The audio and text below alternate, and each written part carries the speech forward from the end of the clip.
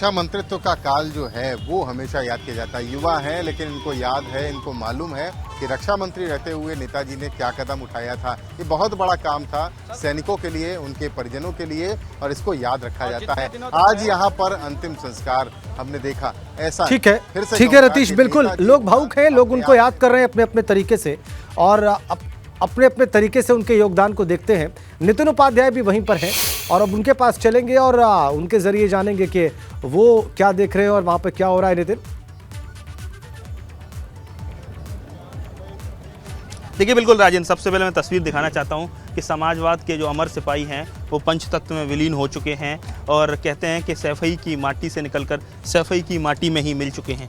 लेकिन इंसान का जो शरीर है वो नश्वर है। अब विचार ही अमर रहते हैं किसी भी महापुरुष के, किसी भी नेता के, और अब इसी विचार के साथ इस पार्टी को आगे बढ़ना है। और राष्ट्रीय अध्यक्ष अखिलेश यादव इस विचार को, जो उनके पिताजी और जनता के नेताजी उस विचार को लेकर किस तरह से आगे बढ़ेंगे, तमाम लोग हमारे साथ हैं। देखिए आज इस अंतिम यात्रा में कोई पक्ष, किसी पार्टी के लोग नहीं हैं, समाजवादी पार्टी के, दलगत राजनीति से ऊपर उठकर पूरे हिंदुस्तान के सभी राजनीतिक दलों के लोग वो आज अंतिम यात्रा में पहुंचे हैं। नेताजी जनता के नेताजी थे, किसी पार्टी के नेता नहीं थे। देखिए जौनपुर से एमपी हैं, बीएसपी एमपी हमारे साथ हैं। सर आप तो ब्यूरोक्रेट भी रहे हैं, आपने उस वाहन पर जिस पर पार्थिव देह को लाया गया नेताजी मुलायम सिंह यादव की पार्थिव देह को, उस पर ही वापस अखिलेश यादव सवार होकर जा रहे हैं वहां से, अंत्येष्टि स्थल से, और उसी वाहन पर हैं बाबा रामदेव और दूसरे लोग। देखिए सुरक्षा से जुड़े लोग,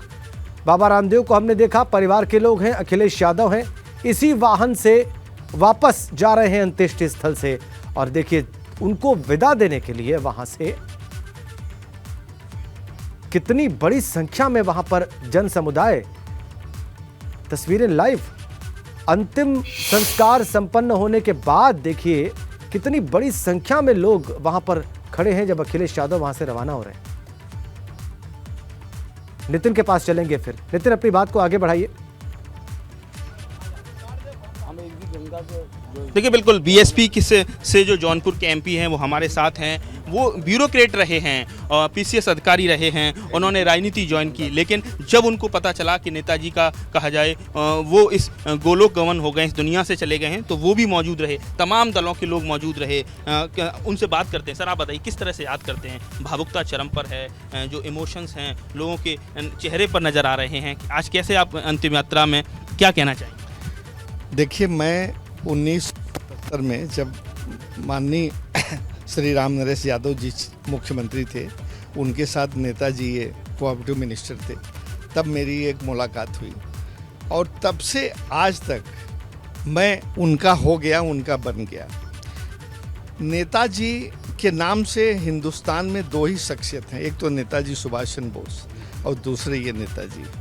और इसके अलावा नेताजी को ये राजनीति विरासत में नहीं मिली, नेताजी ने राजनीति की धुरी खुद गाड़ी, इसका धुनी खुद जमाया और नेताजी न केवल यूपी की राजनीति में छा गए बल्कि देश की राजनीति में छा गए।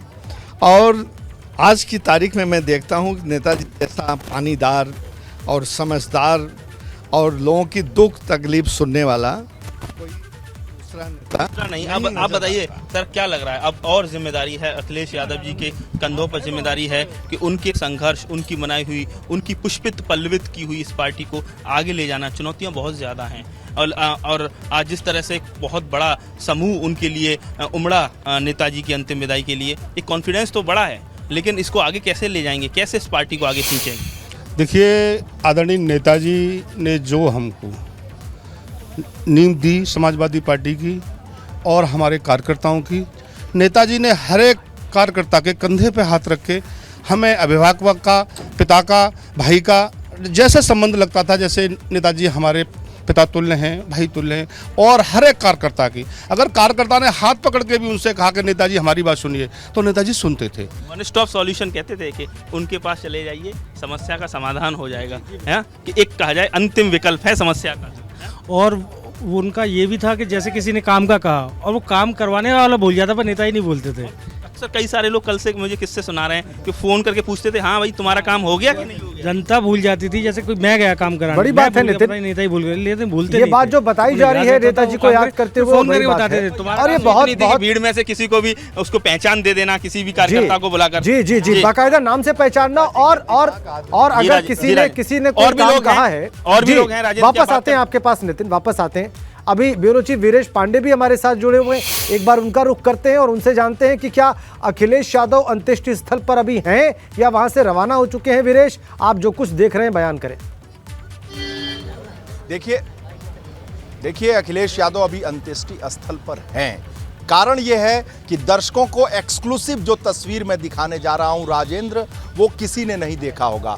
जब अंत्येष्टि स्थल से जहां पर मैं मौजूद हूं पहुंचेंगे और घर के अंदर जाना होगा तो ये कर्म करना होगा। ये क्या कर्म है देखिए, ये सील बट्टा और सारी चीज़ें रखी हैं। ये जौ रखा है जो यहाँ सैफई और आसपास में, जिसे बेज़र कहते हैं। ये नीम का पत्ता रखा है और ये जल रखा है। जब अखिलेश यादव अंत्येष्टि स्थल से आएंगे तो ये परंपरा है, ये कर्म है, ये जो खड़ कर्म है, ये संस्कार है, उसमें यह है कि घर में प्रवेश करने से पहले अखिलेश यादव जल से अपने ऊपर छिड़काव करेंगे, अपने हाथ पैर को धुलेंगे। इसी जल से ये जो बाल्टी में रखा हुआ है, इसमें गंगा जल भी पड़ा हुआ है, इसमें सरयू यमुना के जल को भी डाला गया है, गंगा जल की मात्रा ज़्यादा है। और इसके ऊपर अपना छिड़काव करने के बाद इस जल से इस जौ को, जिसे बेज़र कहा जाता है, नीम के पत्ते से अपने को शुद्धि करेंगे, जिसे कहते हैं कि शुद्धि।